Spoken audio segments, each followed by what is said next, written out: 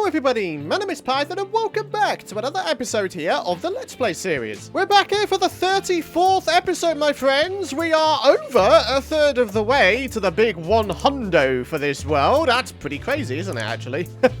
Absolutely fantastic. And as always, I do want to say a massive thank you for all of your continued support, guys. I really do appreciate it. And of course, my friends, because I do a really bad job of promoting them, guys, go ahead and use code Python when ordering any Sneak Energy drinks or any Apex Gaming PCs if you do want to support me even further. So check it out, my friends. Our inventory has got some various wares in it. We've got ourselves sticks, leather, and glow sacks, and also a shulker box containing all of our exploration type stuffs, you know? So, if you can't figure out what we're going to be doing from that in today's episode, then I don't know what's wrong with you. So before we do any exploring at all, I think what would be a good idea is if we were to go ahead and do a little bit of map transferring. So for reference, this in the middle here is 0, 0, okay? So what that means, if we're going to be doing a 6x6 wall inside of there for like the massive world type wall like this, we've got 0, 0 here.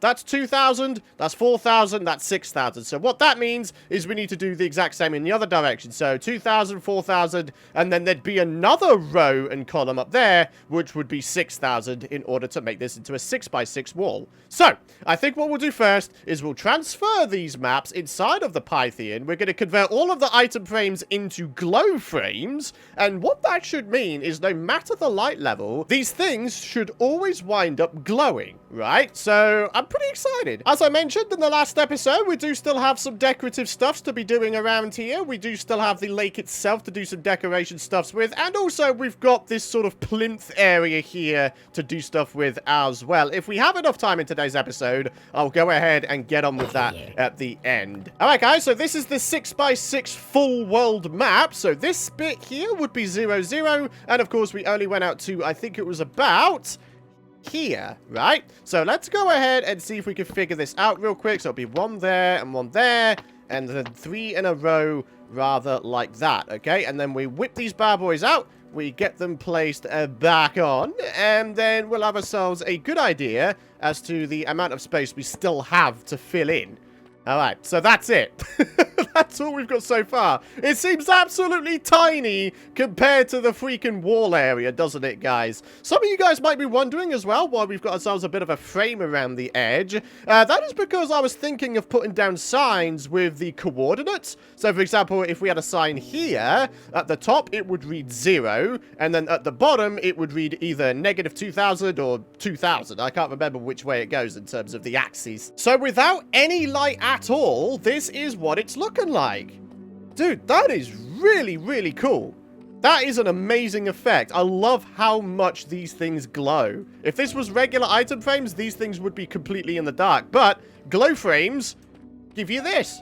You see? It's pretty cool, isn't it? So what I was thinking in today's episode is if we were to go ahead and start exploring another map, and since we have Elytra now, it should be way, way easier to actually explore a full one. So, I don't know, maybe we take this one here and we try to explore the whole dealio. We just sort of serpentine the whole map, explore the whole thing, get it back here, and then see what happens. Now, obviously, because we do have a... Oh, hello. Because we do... Will you go away, sir? Get out of here. There we are. Because we do have ourselves a shulker box full of all of our various wares here, it means we can go ahead and mark down things on the maps as waypoints. So I know that some of you guys are going to be wondering, well, Python, what about 1.18 when it comes and you've got all the new cave generation? Yes, I can confirm I will still clear the chunks and have them regenerate in non-built-in areas. However, I mean, it doesn't really matter in terms of the map wall because the surface features are largely the same as far as I know, right? I mean, there might be a few more ravines dotted around. I don't actually know, to be honest. I don't have any inside knowledge or anything like that. But the fact of the matter is, guys, we're just going to take it as it comes, all right? We can fill in this map wall. If we have to go ahead and update it with various other things, or if we just have to start the whole thing again, then I don't really mind. It gives us something to do, doesn't it, you know? So, what am I doing doing again? Oh, yeah, that's right. I'm getting myself some wool, baby. Gimme. Yeah, baby. We'll have a little bit of a snooze. A little bit of a snooze before a big day of exploring. It'll be a worthwhile thing to do, believe me. I don't know about you guys, but there's something about mapping and exploring in Minecraft that really, really appeals to me. You know, knowing where things are, having them marked down on a map with a waypoint, you know? When it comes to future projects, we could just look at our map pool and be like, okay, well, I want to go ahead and go over here because I know this thing is here, right? And then be like, oh, hey, let's get it on. Here we are. We're on the map now, ladies and gentlemen, and we are heading into unexplored territory. Very, very nice. Right, I can see a mega tiger to our right there, but it is sadly just off the map. However, I do believe we've already explored it before when we went ahead and tried to find the jungle, right? So I don't think we need to be too heartbroken about not exploring that for now. Ooh, interesting. Bamboo forest, but once again, it is only just off the map. Oh, man, I can't not explore this, man. There's gotta be a panda somewhere, right? Holy crap, and there they are. Pandas! Hello! Hi! How's it hanging? Hello? Oh, they seem like normal ones. They are normal ones. Look at them. We can't just go ahead and visit pandas without giving them a little bit of food, okay? We gotta give them some, and then we'll be right back on. Oh, look at this guy! He's adorable. There you go. Yeah! Oh my goodness, they're so cute. I love them. There you go. I'll plant a whole bunch down for you. Huh? There you go. Enjoy. Guys, look at the sky and look at the shape of that cloud, sort of top mid. Huh? Would you guys not agree with me that that kind of looks like a Pegasus or a unicorn or something? Huh? Huh? it's a bit weird, isn't it? I don't get it. Hey, there's an igloo. I'm gonna go explore it. I like igloos. They're so cool. Does this one have a basement? Oh my god, it does. Holy crap. Okay, well, this is definitely a place of interest to mark down. Igloo! Alright, so then we put that down there, we do a little bit of that, and then there we go! We got an igloo marked down. Sweet! Hey, butskis! How's it hanging? We got ourselves a villager zombie and a villager. Ah, aren't you adorable? Wait, here's a question. Are these guys in igloos always clerics? Are they always zombie cleric villagers? I don't know. I just don't know. What I do know, though, is that I'm going to be taking all the valuable stuff from here, including the flower pot, because I am still a flower pot king, and everything else is just sort of, I don't need it. We'll have a little bit of a snoozy, and then we're going to keep on going. See what else we can find around here. That's our first point of interest on this map here, would you believe? Oh, man. I've been traveling for ages as well. How is that only our first point of interest? I do not understand. But the good news is there's usually a good amount of stuff to find inside of snow biomes, isn't there? Villages, igloos. Oh, talking of which, there's another one. Hey! Ho! 2 out of 2, guys! Hell yeah! Oh, no! It done ran out! Oh, well, that's kind of sucky, isn't it? All right, well, anyways, second igloo. 2 out of 2 on the old, you know, zombie villager basement count. Ah, okay, so it is, in fact, another zombie cleric. Right, okay, if I manage to find a third basement and it has a zombie cleric villager, then clearly that's the only type of villager zombie that generates down here, right? Huh. I wonder why that's the case, though. I wonder what the lore behind it is. Whoa! Holy crap! That is really cool. Okay, so not only do we have gravel mountains here... Ah, what the hell was that? Not only do we have gravel mountains here, we've got a giant nether portal and some really cool looking mountains. Oh man, I wish I made Droplet Village here instead. Oh man, we could have totally made this nether portal like the centerpiece. You know what? I might actually mark this down, because this is a really cool looking area. We've got gravel for days, and we've got really cool terrain. Ah, darn it. Well, we definitely do not have enough iron on us. However, what we do have is this. We do have a little bit of a supply here. 31 is, of course, the amount we need for an anvil. So if I was to go ahead and maybe fortune mine some of this deep slate iron, maybe we can get enough, right? So we need, what, 25. 25 is what we need, baby. 28. Okay, and we still got 10 ore remaining. All right, not too bad. I wonder what this place would become when 1.18 comes and this place is regenerated, right? I don't know. I just don't know. Would it still remain a gravel biome? Would it regenerate into something else that's even more amazing? Like a lofty peaks with mountains going up to Y200?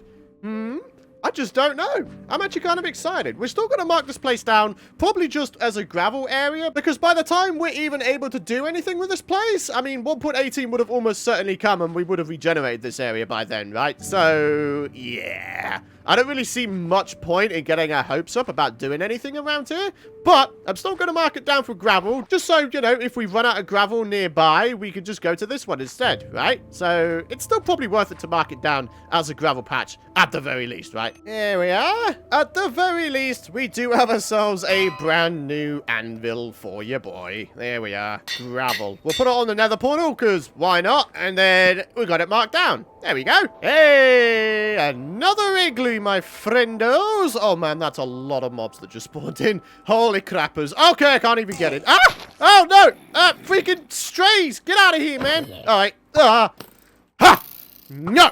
No, no, no. No, no, no. Big no-nos. Why don't you go ahead and die there, sir? There we are. Everything's fine. Don't even fret about it. I wasn't scared. Ah! I was hoping for a 3 out of 3 there, my friendos. Well... Is it worthwhile marking down the igloos that don't have basements? I don't know, man. I mean, the other igloos, they actually have a usage, right? We could get villagers from them. I mean, I guess technically this does have a usage in that we have a bed here.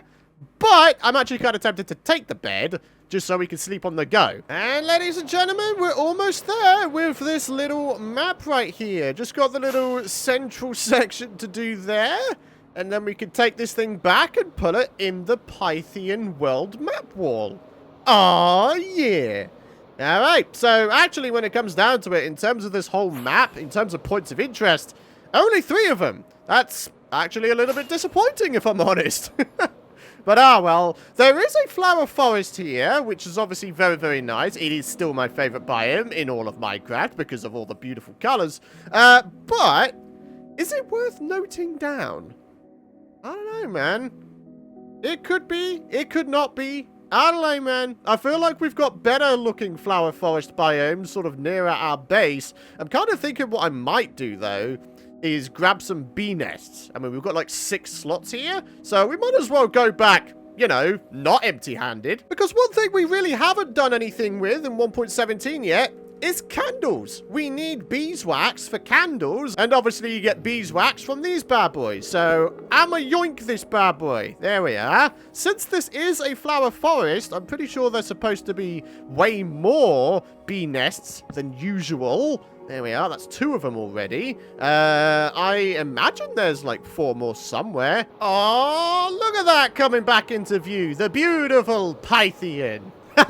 Oh, you'll love to see it. All right, ladies and gentlemen, we are back. Let's go ahead and get this map placed in. Oh, I don't think I can't hear you there, sir. There's someone else in here as well. Oh, get out, you freaking joke. All right, so we get this thing right here, and then we plop it in there. Yeah. Not too bad, huh? A fully filled-in map. Fantastic. So I think what we might do in terms of prioritizing maps, we'll try and prioritize the central 4 maps here, because the central 4 maps here, they are going to wind up having 4x4 zoomed in versions. So for example, let's say we've got these 2 zoomed out maps here, we'll put zoomed in versions of those maps right here. And then obviously these 2 right here on these 2 right here. Yeah? You get what I'm saying? So maybe what we try and do in an episode is just try to explore the entirety of all 4 of the central maps here, and then we can really get to work in terms of getting the other map walls up and going as well. And who knows, we might even come across some points of interest nearby that we didn't even know were there. You know, there's so much stuff here that we just haven't explored. So real quick, we can go ahead and add in some more of these bad boys, and then we could try and figure out just how many more we're actually going to need.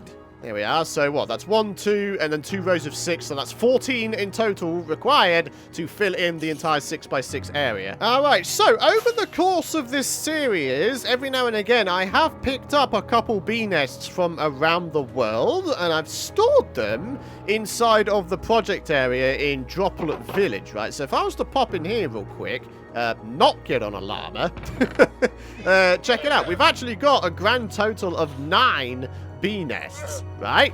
So what I was thinking is very, very simply putting them down and then just leaving them to it, you know? Obviously, we're going to need campfires underneath each one of them so they don't get all mad with me and wind up ultimately dying. But yeah, you get the idea, right? I want to start using candles in my builds. I think candles inside of the Pytheon would be a marvelous addition. I really, really do. It gives it a little bit of mood lighting, doesn't it? So there we are. 9 flowers going on right about there. All right, so there we go. We've got all of that going on. And basically, all we need to do is just plop these things down, right? So, boop, there you go. And bloop, there you go. Oh, that's interesting. They actually maintain the amount of honey they have inside of them. Ooh. Well, that's kind of useful, actually. All right, so what that means is we can actually harvest one of them, like, immediately, and then all will be well. And just like that, ladies and gentlemen, check it out! Oh, look, they're so adorable, though. oh, I love them. I love them. So for any of you more eagle-eyed viewers, you are going to see that there's slightly different amounts of honey inside of each of the beehives, and that is because of a module inside of my resource pack here from the Vanilla Tweaks website. It gives you a very much more visual representation of just how full the bee nests are and how close they are to being, you know, full, so you can actually harvest them, right? So as you can see, we've got like a little sort of droplet inside of that one. We've got a little bit in the corner on that one. That one's like halfway full over there. So yeah, you guys get the idea, huh? So yeah, super easy bee farm setup. Eventually, I would like to try and automate it. I've never actually made a fully auto bee farm before, or honey farm, whatever you may call it. But yeah, it'd be kind of cool to see what we can do. So check it out, guys. All of the axolotls are growing up. Oh, they're so adorable, aren't they? Look. Aww. So we're probably still only going to wind up breeding up 4 of these, so 2 little babies pop out, because it is kind of annoying having to keep on going out to the ocean, the warm ocean, and getting ourselves tropical fish. So yeah, we're still going to do just 4 of them, okay? So, talking of which, we need to go do that, don't we? Hey up, buds! Holy mackerel, there's a lot of guys. All right, let's do you, and then we'll do a pink one and another pink one. Go on, do your breedy breed. All right, so there's a white one. All right, okay, boom. Oh, darn it. There you go. Get yoinked. Haha! Alright, so yeah, unfortunately no blue axolotl this time, but well, I mean, I'm not really expecting it anytime soon. I mean, if it happens, I think it's just going to be a massive surprise to everybody. And yeah, we're not going to be going ahead and putting every single axolotl inside of there, because I think that that would just be a little bit too much. In terms of our entity count, we've got to start being careful, my friendos, because otherwise, yeah, things could start lagging around here. And when it comes to map downloads and you guys getting your hands on this world, you might not even be able to load this freaking thing if there's too many entities. So yeah, for now, my friends, we are indeed going to wrap up today's episode. I apologize if it's been a bit of a shorter one, but, you know, I got the thing that I wanted to get done. 1 out of 36 of these maps is now done and dusted. And yeah, it's going to take a hell of a long time to get all of these things explored. But honestly, to have this whole thing done, a 12,000 by 12,000 total area of the world, I think it's going to look absolutely marvelous. I really, really do. So as always, to wrap up, we do have the comment of the day. It's me, Ben, says, on the walls behind the Lake of the Pytheon, you should have a fish tank with tropical fish or something like that. Ooh, I like that idea. I really like that idea. I mean, we already kind of had the idea of putting in some little waterfalls and water features inside of the plinth here, but to have it just be one enormous fish tank instead, I mean, it could be a nice idea. But again, the only thing I need to bear in mind is the entity count around here, right? So if we do decide to do a massive fish tank here, maybe we only have a few fish in there. Maybe like 8 to 10 or something like that. We don't want to be going too crazy, huh? Or maybe we could have like multiple smaller fish tanks with like little waterfalls in between. Maybe we could do both. I don't know, man. There's a lot of things we could be doing with this area to make it look even better, huh? There really, really is. So, for now, though, thank you very much for watching. I really appreciate that suggestion, by the way. It's me, Ben. Definitely something I will take into consideration. If you guys have enjoyed today's episode, I would very much appreciate it if you guys would head down below the video and drop me a like. It would mean the world to me. Hit the subscribe button, and don't forget to ding that bell if you don't want to miss out on my future content. But for now, thanks for watching. Have a fantastic rest of your day, and I will see you guys in the next episode. Bye-bye.